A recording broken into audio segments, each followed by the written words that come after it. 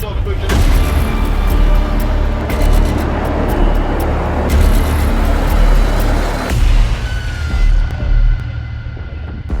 है पुतिन की यासिन क्लास की परमाणु पनडुब्बी और ये है पुतिन की ऑस्कर क्लास की पनडुब्बी। दोनों न्यूक्लियर सबमरीन हैं। दोनों डोनाल्ड ट्रंप की उस धमकी का जवाब देने के लिए तैयार जो उन्होंने पुतिन को दी है। दोनों सबमरीन के कमांडर टारगेट सेट करते हैं। ऑर्डर जारी किया जाता है कि दुश्मन को पूरी तरह तबाह कर दो। इसके बाद पूरा क्रू हरकत में आ जाता है क्योंकि मिसाइल लॉन्च होने को तैयार है।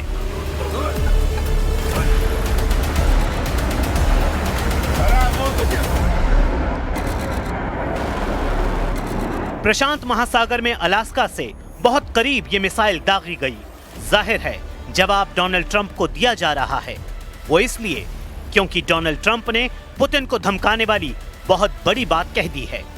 अपने 9 महीने के कार्यकाल में ट्रंप ने वो गलती की है जिसने पुतिन का गुस्सा मिसाइल की रफ्तार से बुलंदी पर पहुंचा दिया है।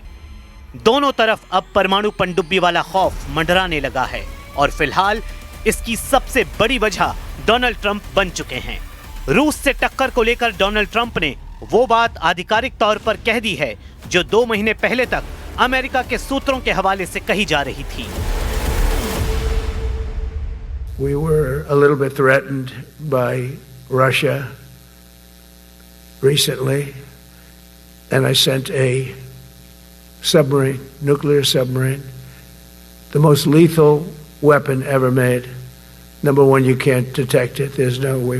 We're 25 years ahead of Russia and China in submarines. Russia's actually second in submarines. China's third, but they're coming up. They're coming up. They're way lower in nuclear too, but in 5 years they'll be equal. They're coming up. Yasin class और Oscar class पनडुब्बियों से Putin ने जो missile दागी उनका नाम है onyx और granite. ये दोनों क्रूज मिसाइल हैं, लेकिन इनका जवाब बहुत ज्यादा बैलिस्टिक है और इनकी आग अब डोनाल्ड ट्रंप की पनडुब्बी वाली धमकी को जला देगी। पुतिन के तेवर यही बता रहे हैं। लेकिन क्या पुतिन ये समझ रहे हैं कि अब उनको नेटो के यूरोप वाले जाल में फंसा दिया गया है? यूक्रेन के बाद पुतिन पोलैंड, रोमानिया, एस्टोनिया और डेनमार्क को लेकर आक्रामक हैं, लेकिन असली खेल तो डोनाल्ड ट्रंप खेल रहे हैं। उन्होंने फ्रांस, ब्रिटेन, इटली और जर्मनी के साथ व्हाइट हाउस में पुतिन के खिलाफ ऐसा प्लान बनाया है कि वो बड़े जाल में फंसे हुए नजर आ रहे हैं। पुतिन के खिलाफ बड़ा मोर्चा यूरोप का नेटो है, उनका पश्चिमी बॉर्डर है और उनके सामने बाल्टिक देशों के अलावा पोलैंड, रोमानिया और बाकी यूरोप का फ्रंट है।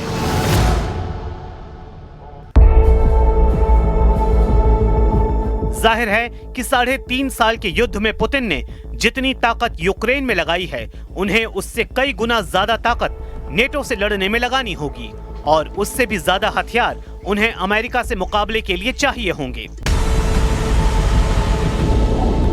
ऐसे में पुतिन को डराने के लिए डोनाल्ड ट्रंप ने रूस के सामने पनडुब्बी तैनात करके अपना एजेंडा जाहिर कर दिया है। ट्रंप बार-बार बता रहे हैं कि उनके पास ऐसे हथियार हैं जिनका मुकाबला न रूस कर सकता है न ही चीन। We make the best equipment in the world, but they got to make it faster. We have orders for the F-35. We have orders for everything. The new F-47. We have orders for everything. They got to make it faster, a lot faster. Ammunition they have to make faster. In the coming months, we'll be making even more historic announcements to fully embrace the identity of the Department of War. I love the name. I think it's so great. I think it stops wars. Donald Trump ने अगस्त महीने में रूस से बढ़ते तनाव को लेकर 2 परमाणु पनडुब्बी रूस के करीब तैनात करने के आदेश दिए थे। ट्रंप ने रूस के पूर्व राष्ट्रपति और रूस में राष्ट्रीय सुरक्षा परिषद के उप प्रमुख दिमित्री मेदवेदेव के एक बयान पर कहा कि अमेरिका रूस के परमाणु खतरों का जवाब देने के लिए पूरी तरह तैयार है। मैंने रूस के नजदीक 2 न्यूक्लियर पनडुब्बियों को तैनात करने का आदेश दिया है ताकि भड़काऊ बयान सिर्फ बयानबाजी तक ही सीमित रहें।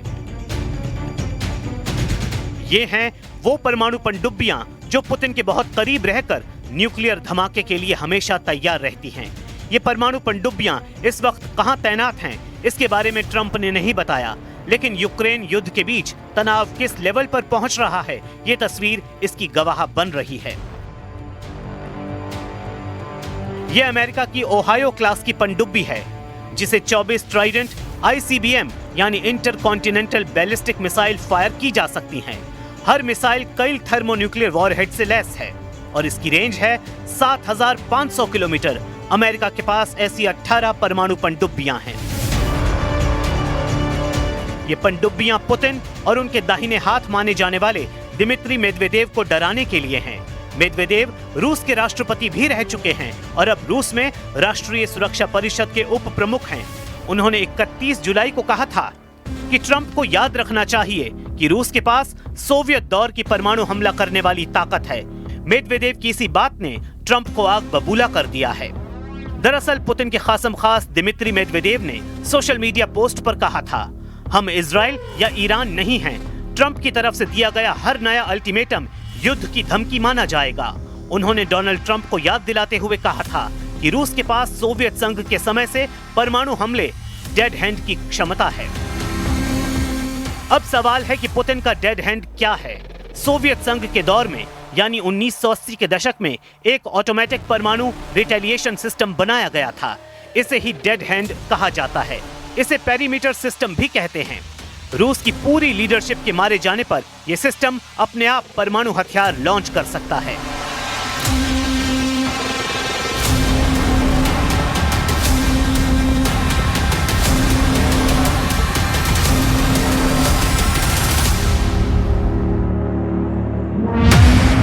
यह सिस्टम अब भी एक्टिव स्टैंड बाय मोड में माना जाता है। मतलब अगर अमेरिका ने रूस पर हमला किया और रूस के नेता मारे गए, तब भी यह सिस्टम अमेरिका पर हमला कर देगा।